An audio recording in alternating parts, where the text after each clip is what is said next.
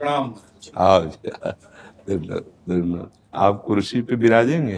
कुर्सी कुर्सी आप जी आप मोहन भागवत जी हैं, राष्ट्रीय स्वयंसेवक के अभी संघ प्रमुख हैं महाराज जी। इधर इधर लगा। एक आसन भी इस पे बिछा दो। एक आसन आप विराज।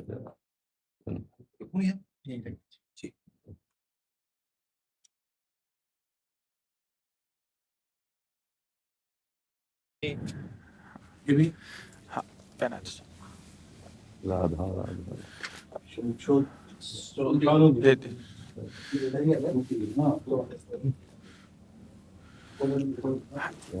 दीजिए। आप विराज। माला ऐसे रहने दीजिए, बैठ हम से अपनी शिव जी को प्रणाम विराज। और किसी को कुर्सी की आवश्यकता हो तो मंगा लें, अगर जमीन में बैठना है। बैठ जाए। मेरा ही केवल घुटने का जगह है जी महाराज जी, बस दर्शन करने थे। आपकी बात वीडियो पर सुनी तो लगा एक बार देख लेना चाहिए। चाह मिटी चिंता गई मनुआ बेपरवाह, ऐसे लोग कम देखने को मिलते।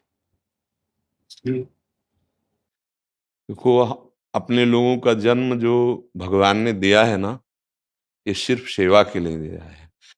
व्यवहारिकी सेवा और आध्यात्मिक सेवा, ये दोनों सेवाएं अति अनिवार्य हैं। केवल व्यवहारिकी सेवा ही होती रहे, हम अपने भारतवासियों को अगर हम परम सुखी करना चाहते हैं तो केवल वस्तु और व्यवस्था से नहीं कर सकते, उनका बौद्धिक स्तर सुधरना चाहिए। आज हमारे समाज का बौद्धिक स्तर गिरता चला जा रहा है, बहुत चिंता का विषय है। हम सुविधाएं दे देंगे, हम विविध प्रकार की भोग सामग्रियां दे देंगे, लेकिन उनके हृदय की जो मलिनता है, जो हिंसात्मक वृत्ति है, जो अपवित्र बुद्धि है, ये जब तक ठीक नहीं होगी तब तक हमारा देश धार्मिक देश है, हमारे यहाँ धर्म की प्रधानता है। तो इसी बात को बार बार हम सबसे निवेदन करते हैं कि ये जो हमारी नई पीढ़ी है, इसी से हमारे राष्ट्र की रक्षा करने वाले प्रकट होते हैं। जो विद्यार्थी जन है, उन्हीं में कोई एमएलए बनता है, उन्हीं में कोई सांसद बनता है, उन्हीं में कोई मुख्यमंत्री बनता है, उन्हीं में कोई राष्ट्रपति या प्रधानमंत्री उन्हीं में अपने लोग भी सब थे। अब हमारी शिक्षा केवल आधुनिकता का स्वरूप लेती जाए और व्यभिचार प्रवृत्ति, व्यसन प्रवृत्ति, हिंसा प्रवृत्ति, ये नई पीढ़ी में देखकर बहुत असंतोष हृदय में होता है। इसीलिए कितनी भी शरीर में पीड़ा हो, हम प्रयास करते हैं जितने से जितने सामने हमारे भगवत स्वरूप जन आते हैं, पहले बुद्धि शुद्ध होनी चाहिए। मय्येव मन आदत्स्व मयि बुद्धिम निवेश है, तो निवशिष्यति मय्येव अत ऊर्ध्वम न संशया, तू मेरे में ही निवास करेगा, अर्थात भगवदानंद में। अविनाशी जीव कभी भोग विलास में तृप्त हो ही नहीं सकता। हम अगर अपने राष्ट्र की विशेष सेवा, तो हमारे धर्म का परिचय, जैसे आप जन करते हैं, धर्म का हमारा क्या स्वरूप है, हमारे जीवन का लक्ष्य क्या है। हमें जितना राम जी प्रिय हैं, कृष्ण जी प्रिय हैं, उतने ही भारत देश हमारे लिए प्रिय है। जैसे राम भक्त कृष्ण भक्त, वैसे हमारे भारत देश का हर जन जन हमारा आदरणीय और पूजनीय। पर अब जो मानसिकताएं बन रही हैं, वो हमारे धर्म और हमारे देश के लिए लाभदायक नहीं होंगी। व्यसन का इतना बढ़ता स्वरूप, व्यभिचार का इतना बढ़ता स्वरूप, हिंसा का इतना बढ़ता स्वरूप, ये बहुत ही विपत्तिजनक है। अगर ये बढ़ता रहा तो हम विविध प्रकार की सुख सुविधाएं देने पर भी अपने देशवासियों को सुखी नहीं कर पाएंगे, क्योंकि सुख का स्वरूप विचार से होता है। सुख और दुख की स्थिति सत्य नहीं है, आगमा पाइनो अनित्यास, लेकिन हमारा विचार, और विचार हमारा गंदा हो रहा है। बस हमारा उद्देश्य यही है कि हमारे देशवासियों का विचार शुद्ध होना चाहिए। अगर विचार शुद्ध है तो राष्ट्र प्रियता, जन सेवा, समाज सेवा, ये सब स्वाभाविक होने लगेगा। और विचार अशुद्ध है तो सुविधाएं बहुत हैं, उनका दुरुपयोग हो रहा है। तो बस आप सबसे बड़े बड़े जो उपदेष्टा जन हैं, जो बड़े बड़े धर्म की रक्षा के लिए भगवान ने जिनको भेजा है, उन सबसे यही प्रार्थना है कि सब व्यवस्था करते हुए हमारे देशवासियों की बुद्धि अध्यात्म को समझे। बिना अध्यात्म को समझे दुख सुख की समानता बिना किए परम सुख का अनुभव हो ही नहीं सकता। इस मायाकृत भोग पदार्थों को भगवान ने दुख योनया कहा है। मानो एक बोर्ड लगा दिया, दुखालयम अशाश्वतम। और हम सब यही चाहते हैं कि लौकिक भोगों को भोगने से ही हमारा राष्ट्र सुखी हो जाएगा या हम सुखी हो जाएंगे। नहीं, लौकिक भोगों को पूजन सामग्री बना करके और साध्य सच्चिदानंद प्रभु को रखा जाए तो आनंद की उमंगन हो जाएगी। बहुत सुंदर मानव जीवन का स्वरूप है, जिसे देव दुर्लभ कहा गया। दुर्लभो मानुषो देहो। लेकिन क्या दुर्लभता शब्द स्पर्श रूप रस गंध इन्हीं विषय के भोगने की या इन्हीं सुविधाओं के लिए दुर्लभ कहा गया? दुर्लभ है किसी सच्चिदानंद सुख के लिए। और उस सुख को तो हम भूले हुए, एकदम बहते हुए शब्द स्पर्श रूप रस गंध के प्रवाह में चले जा रहे हैं और इसी को सौभाग्य समझ रहे हैं कि हमें सुख प्राप्त हो रहा है। नहीं, हम सबसे प्रार्थना करते हैं कि आप अपने धर्म को समझिए।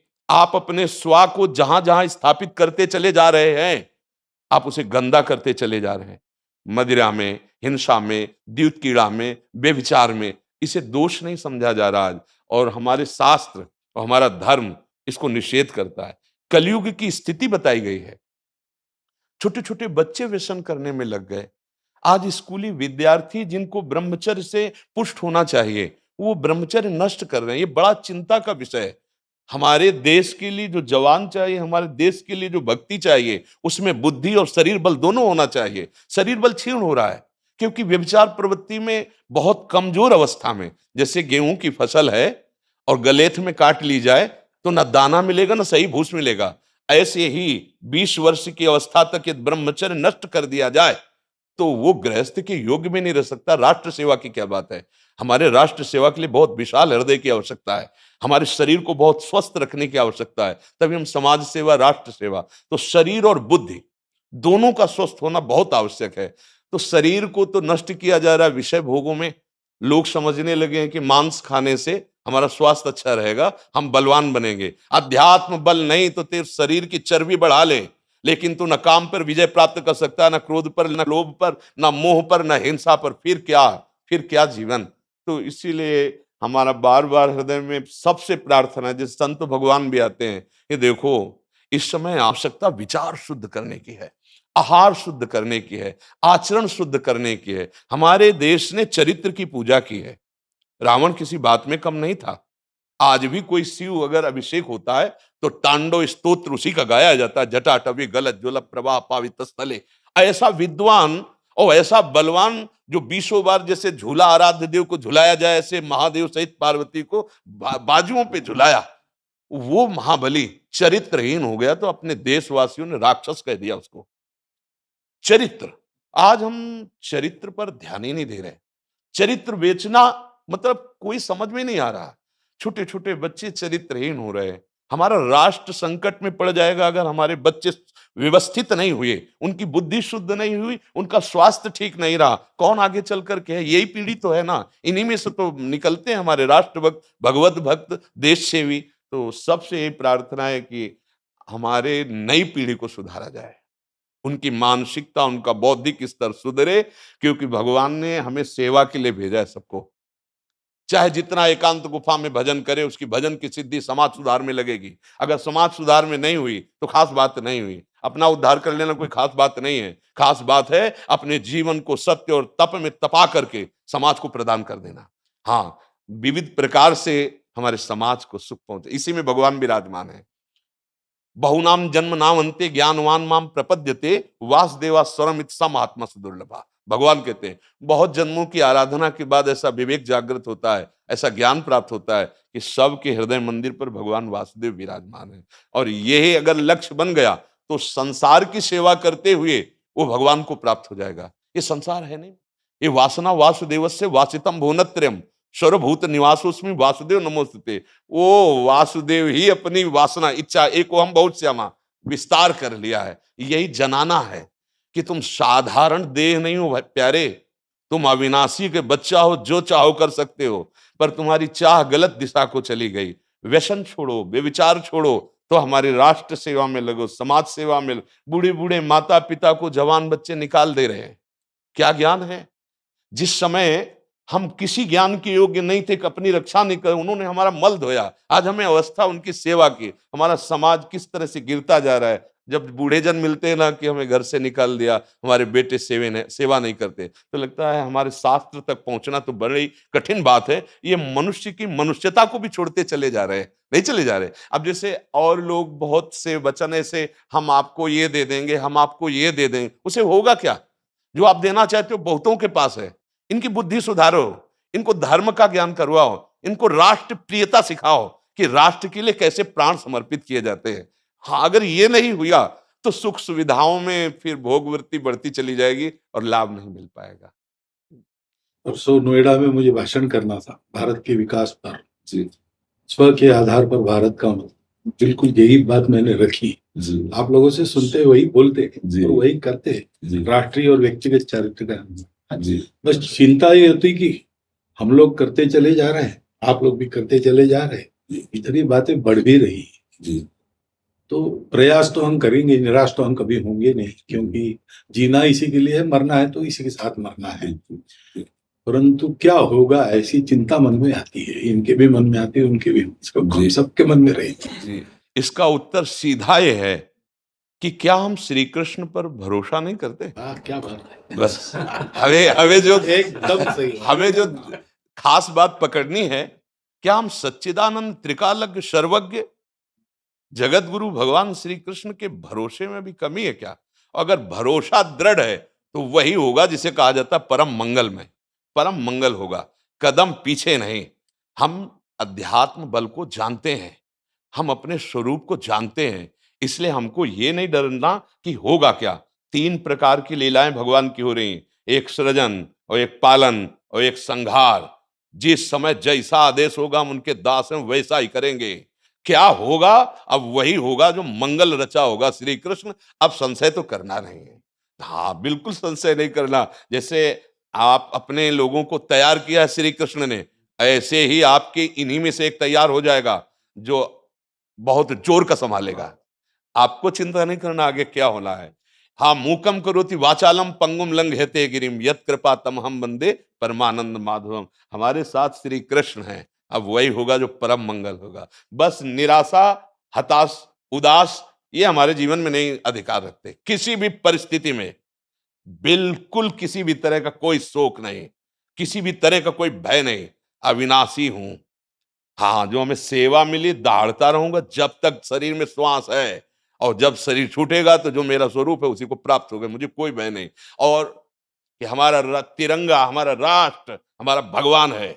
आप तप के द्वारा, भजन के द्वारा लाखों की बुद्धि को शुद्ध कर सकते हो। मम भक्ति युक्तो भुवनम पुनातु सतरति सतरति सा लोकांतारयति। एक भजनानंदी लाखों का उद्धार कर सकता है। तुम भजन करो, अपनी इंद्रियों पर विजय प्राप्त करो, कोई चूक मत होने दो और राष्ट्र की सेवा करो। हाँ, ये राष्ट्र सेवा के लिए प्राण समर्पित, ये राष्ट्र सेवी हैं। पर ये जितेंद्रीय होकर, व्यभिचारी होकर नहीं, ये भोगी होकर नहीं, योगी होकर के अब संकल्प बना, सर्वे भवन्तु सुखिना, सर्वे सन्तु निरामया, सर्वे भद्राणि पश्यन्तु मा कश्चित् दुःख भाग् भवेत्। आचरण से, संकल्प से और वाणी से, तीनों से हमें राष्ट्र सेवा करनी, समाज सेवा करनी।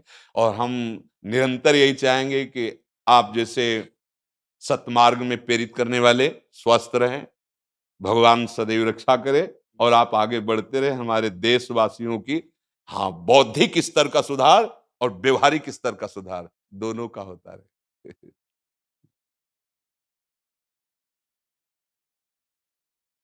आगे बढ़ो महाराज। अब जैसे सुनो, आप श्री जी का चुनरी प्रसाद लाओ और माला प्रसाद लाओ, प्यारी जी का प्रसादी वस्त्र आप इसे धारण करें जी। ये श्री लाडली जी महाराज का है जी। ये एक माला पहनाए। बहुत आनंद हुआ, बहुत उत्साह मिला, बल मिला, दृष्टि भी जो है वो और साफ हो गई।